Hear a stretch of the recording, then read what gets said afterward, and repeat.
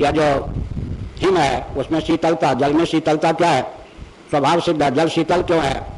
ऐसा तो प्रश्न नहीं किया जा सकता, क्योंकि स्वभाव को लेकर प्रश्न प्रस्तापित नहीं होता है। लेकिन वायु आदि के योग से जल में जब शीतलता की प्रगल्भता हो जाती है तो स्वभावनिष्ठ शैत्य के योग से जल हिम के रूप में परिणत हो जाता है। तो जल उपादान कारण है, जलगत शीतलता ही निमित्त कारण है हिम की अभिव्यक्ति में।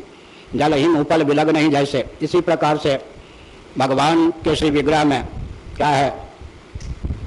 लादिनी शक्ति, संधिनी शक्ति, संबित शक्ति की प्रगल्भता कहीं हो जाती है, उसमें विशुद्ध सत्व केवल निमित्त कारण तटस्था शक्ति के रूप में काम करता है, तब भगवान का श्री विग्रह रामकृष्णादि रूपों में व्यक्त होता है।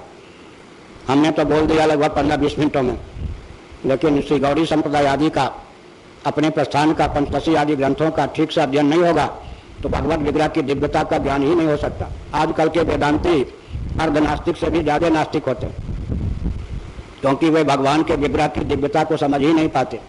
त्रिपाद विभूति महानारायणोपनिषद की दृष्टि ही उनके पास नहीं है। और छांदोग्य श्रुति के 8वें अध्याय में जो तत्वज्ञ के महान ऐश्वर्य का वर्णन है, वहाँ जो भगवत पाद शंकराचार्य भगवान ने स्वरूप निष्ठा को लेकर सर्वात्म भाव की सिद्धि का वर्णन किया है, उन सब का परिज्ञान आधुनिक वेदांतियों को नहीं है, वर्ग नास्तिक होते हैं। भगवान की उपासना में उनकी प्रीति प्रवृत्ति होती नहीं, वेदोक्त कर्मकांड के महत्व को वो जानते ही नहीं, इसलिए भगवत विग्रह की दिव्यता का ज्ञान आजकल के वेदांतियों को नहीं होता। इतने अंशों में लगभग वार्य समाधि होते हैं। भारत के दिग्गज वेदांतियों से मेरा संपर्क रहा है, कभी कभी पाला भी पड़ा। इंदौर में, वृंदावन आदि क्षेत्रों में जब हमने भगवान के श्री विग्रह की दिव्यता का प्रतिपादन किया तो यूँ चौंक कर देखने लगे, क्योंकि प्रायः आज समाधि ही हो जाते वेदांती। भगवत विग्रह की दिव्यता का उन्हें ज्ञान ही नहीं होता, क्योंकि पंचदशी आदि का अध्ययन भी वे विधिवत नहीं करते हैं। कल भी मैंने बताया ना, उपासना को संवादी ब्रह्म मान लेते हैं वेदांती, जबकि वहाँ लिखा है संवादी ब्रह्मवत। कहीं कहीं वत का आधान न होने पर भी वत का ग्रहण होता है। उदासीनो गतव्यथः, उदासीन वदासीन, दोनों वचन गीता का है या नहीं? भगवान श्री कृष्ण का। उदासीन वत आसीन होते हैं तत्व, उदासीन नहीं होते। एक जगह का उदासीन गतव्यथः, उदासीन होते हैं। जहाँ उदासीन वत नहीं कहा गया वहाँ भी उदासीन वत अर्थ कर लेना चाहिए। जहाँ उदासीन वत है वहाँ तो है ही। पंचदशी कार ने तो स्पष्ट कह दिया उपासना संवादी ब्रह्मवत है। वत को हटा दिया आजकल के वेदांतियों ने, वो ब्रह्म ही समझते उपासना को। इसलिए आधुनिक वेदांतियों से बहुत सावधान रहना चाहिए। परंपरा से अध्ययन भी दूषित हो गया, क्योंकि परंपरा में भगवत विग्रह की दिव्यता, वैकुंठ की दिव्यता, त्रिपाद विभूति महानारायण उपनिषद के अनुसार विद्यापाद का उनको ज्ञान ही नहीं है। आजकल के वेदांतियों को विद्यापाद का ज्ञान नहीं है। अविद्यापाद और विद्यापाद, त्रिपाद विभूति महानारायणोपनिषद, अविद्यापाद के अंतर्गत जो सृष्टि है उसी का ज्ञान आधुनिक वेदांतियों को है। प्रायः प्रक्रिया ग्रंथों में उसी का निरूपण भी किया गया है। लेकिन संबित लादिनी शक्ति प्रधान जो विद्यापाद है, तुरीय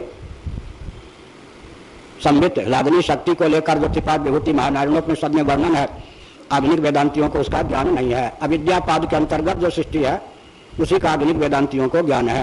अतः श्रीमद् भागवत इत्यादि की व्याख्या आधुनिक वेदांती करेंगे तो भगवान के अवतार को वो भौतिक ही सिद्ध कर देंगे।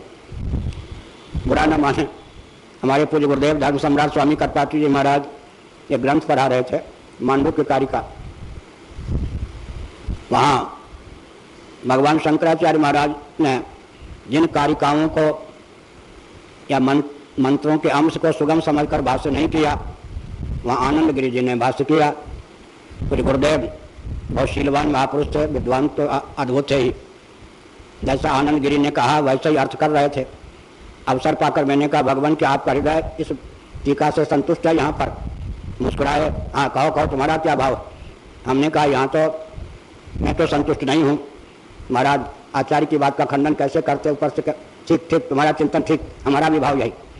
इसका मतलब ऊंचे से ऊंचे वेदांती हजारों वर्षों से विद्यापाद के अंतर्गत जो सृष्टि है उसका उनको विवेक नहीं है। बुद्धिन्द्रिय मन प्राणान जनानाम असिदा प्रभु मात्रार्थम प्रभावार्थम च आत्मने कल्पनाय च। जनानाम असिदा प्रभु, इसका अर्थ श्रीधर स्वामी ने किया जीवार्था सृष्टि का यह वर्णन। भगवदर्था आत्मार्था सृष्टि का ज्ञान ही आजकल के वेदांतियों को नहीं है। संभवामी आत्ममाया, यह भगवदर्था आत्मार्था सृष्टि है। स्वयं भगवान अपने आप को श्री रामकृष्ण आदि रूपों में व्यक्त करते हैं। भगवत धाम जो है, भगवान के नित्य पार्षद जो हैं, वे सब के सब आत्मार्था सृष्टि के अंतर्गत हैं। तो अविद्यापाद के अंतर्गत जो द्वैत प्रपंच है, उतनी प्रक्रिया का ज्ञान आधुनिक वेदांतियों को है। विद्यापाद का विवेक ही नहीं है। इसीलिए जगह जगह जहाँ विद्यापाद को लेकर भगवान भाष्यकार ने अर्थ किया है, वहाँ जाकर आधुनिक वेदांतियों का दिमाग चकराने लगता है। पंचरसीकार ने भी जहाँ विद्यापाद को लेकर प्रक्रिया निर्धारित की है, दाल में नमक के समान, वहाँ जाकर आधुनिक वेदांतियों का मस्तिष्क चकराने लगता है। अब क्या किया जाए, एक शरीर है, 24 घंटे होते हैं। एक वेदांत की प्रक्रिया का ग्रंथ लिखने का विचार था, जो 250 पेज संभवतः लिखा हुआ भी है, कंप्यूटर में पड़ा हुआ, 150-200 पेज उसमें और आवश्यक है। तो जो प्रक्रिया, वेदांत की सृष्टि प्रक्रिया जो लुप्त हो गई, न ग्रंथ को न मंच को स्थान मिला उस प्रक्रिया का, उसकी पूर्ति भी बहुत आवश्यक है। नहीं तो आगे बहुत ही नास्तिक कोटि के वेदांती हो जाएंगे। एक तो परंपरा से अध्ययन ही नहीं है।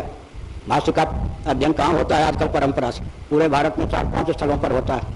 इन सब प्रसंगों को समझने के लिए भी विद्यापाद का अध्ययन आवश्यक है।